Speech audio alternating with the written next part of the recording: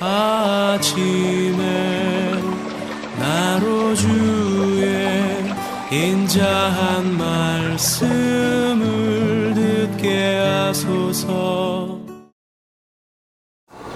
성도 여러분 안녕하세요. 목요일입니다.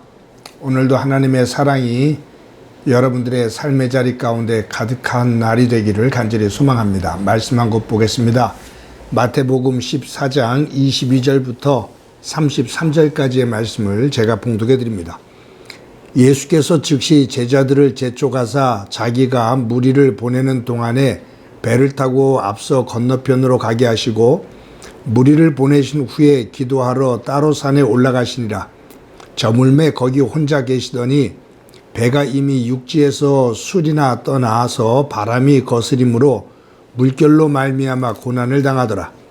밤 사경에 예수께서 바다 위로 걸어서 제자들에게 오시니 제자들이 그 바다 위로 걸어오심을 보고 놀라 유령이라 하며 무서워하여 소리를 지르거늘 예수께서 즉시 이르시되 안심하라 나니 두려워하지 말라. 베드로가 대답하여 이르되 주여 만일 주님이시거든 나를 명하사 물 위로 오라 하소서 하니 오라 하시니 베드로가 배에서 내려 물 위로 걸어서 예수께로 가되 바람을 보고 무서워 빠져가는지라 소리질러 이르되 주여 나를 구원하소서 하니 예수께서 즉시 손을 내밀어 그를 붙잡으시며 이르시되 믿음이 작은 자여 왜 의심하였느냐 하시고 배에 함께 오름에 바람이 그치는지라. 배에 있는 사람들이 예수께 절하며 이르되 진실로 하나님의 아들이로소이다 하더라. 아멘. 갓난 아이를 등에 업은 엄마가 한밤에 산길을 걸어갑니다. 아이를 업은 엄마는 그 험한 산길을 가면서 두려움 속에서 바짝 긴장을 하고 갑니다.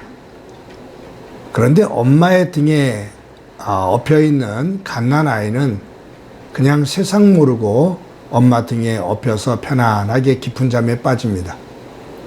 왜냐하면 아이는 그 두려움, 그 산속의 길에서의 어두움, 그리고 상황에 대한 인식이, 두려움에 대한 인식이 되지를 않으니 그냥 엄마의 따뜻한 등에서 고난 잠을 자게 됩니다. 정확한 이야기인지는 모르겠지만 IQ가 90 이하인 그런 상태 사람은 자살률이 굉장히 적다고 그래요. 아마 그것은 IQ가 낮은 사람을 비하시키는 것이 아니라 아마 이런 이유일 겁니다.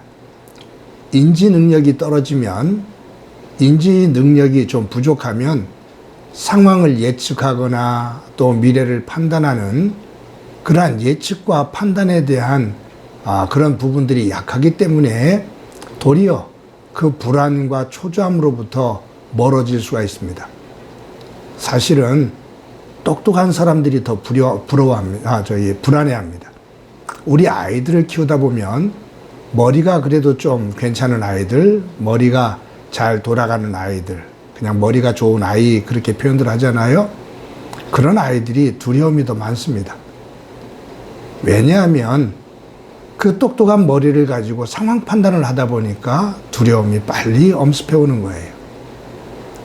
그런 측면 속에서 사람들의 전문적인 지식, 경험, 이것은 상당히 좋은 것이지만 전문적인 지식과 경험에만 매여 있으면 도리어 세상을 살면서도 초조해하고 불안해지면서 불행한 삶을 살 수 있는 가능성도 훨씬 더 많습니다. 오늘 본문에 보면 예수님께서 오병이어의 기적을 행하신 다음에 제자들을 먼저 배를 태워서 건너편으로 보내셔요. 그리고 당신은 사람들을 다 보낸 다음에 산 위에 오르셔서 기도하십니다. 다른 복음서를 읽어보면 오병이어 이후에 그 군중들이 예수님을 왕으로 모시려고 하거든요. 그때 예수님께서 제자들을 떠나보내고 산으로 오르셔서 사람들이 다 떠날 때까지 기다리다가 떠난 다음에 사람들이 다 흩어진 다음에 내려오셔서 갈릴리 호수를 걸어서 제자들에게로 갑니다.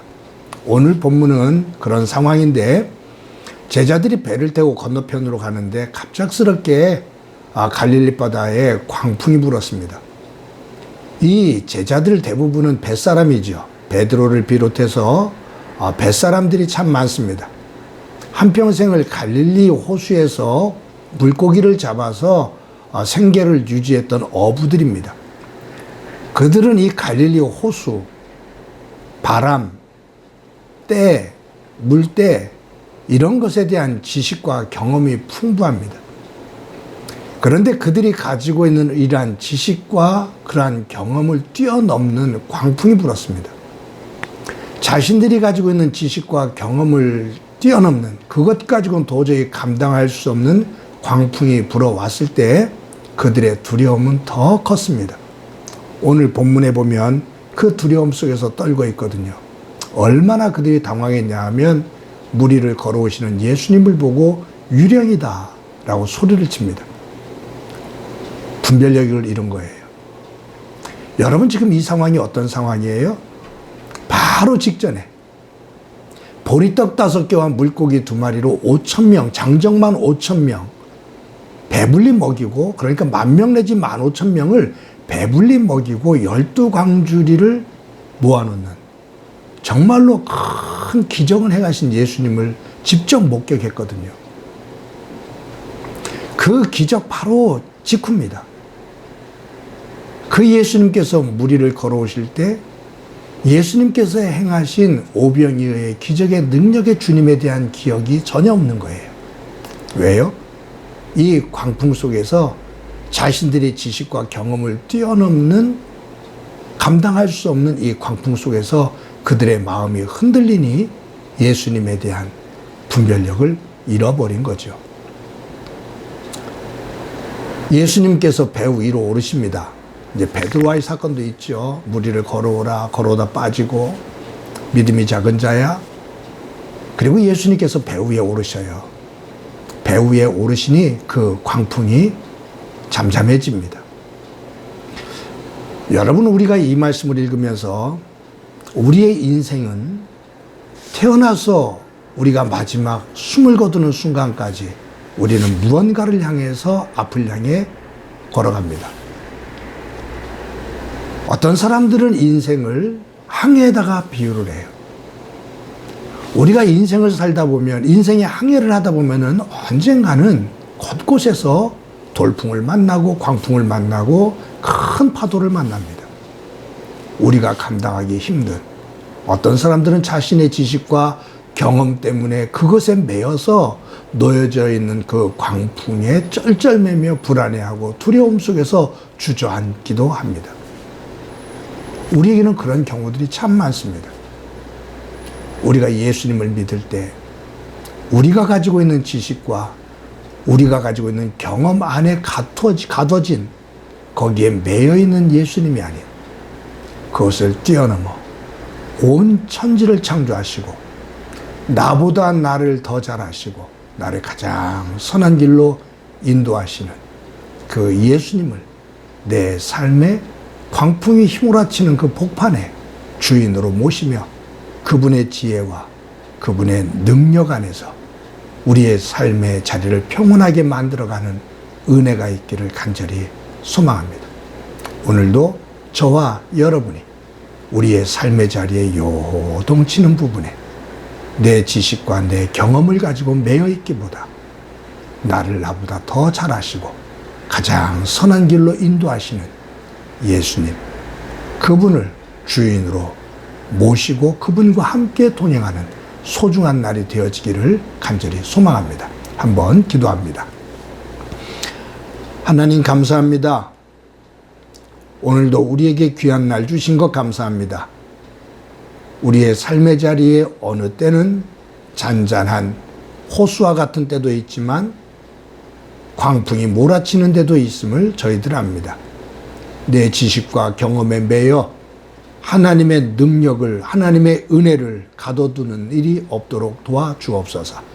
지혜 허락해 주셔서 예수님의 지혜로, 예수님의 능력으로, 예수님의 마음으로 우리의 삶의 자리를 잘 다듬어 평온한 삶의 터전을 만들어 가게 하옵소서.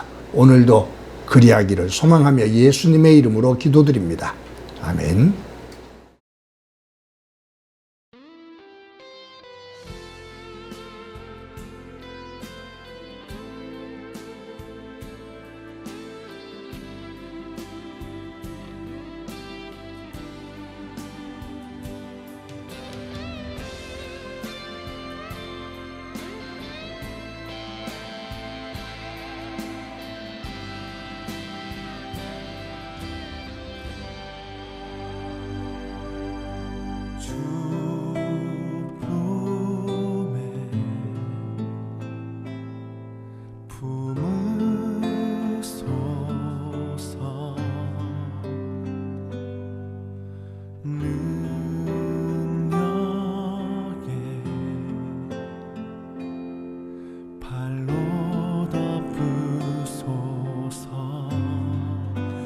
거친 파도 날 향해 와도 주와 함께 날아오르리.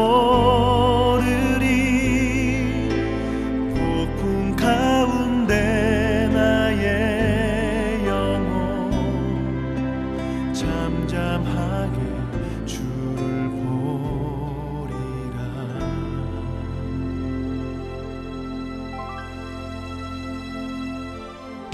주님 안에 나 거하리.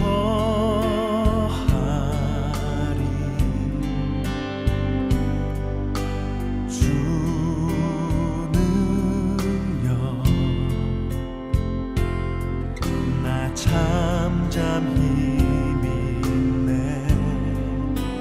거친 파도 날 향해 와도 주와 함께 날아오르리.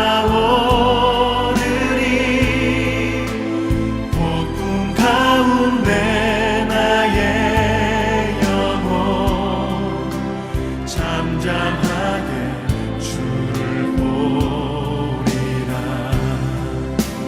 거친 파도 날 향해 와도 주와 함께 날아오르리. 폭풍 가운데 나의 영혼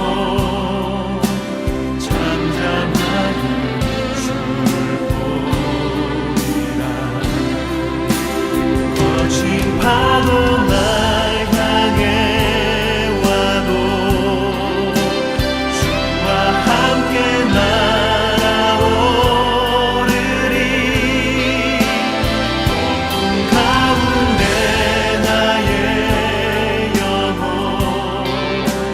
잠잠하게 주를 보리라.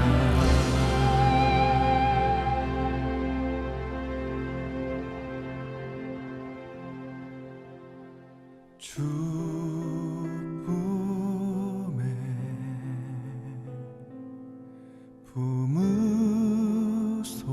품으소서. 능력에 발로 덮으소서. 거친 파도 날 향해 와도 주와 함께 나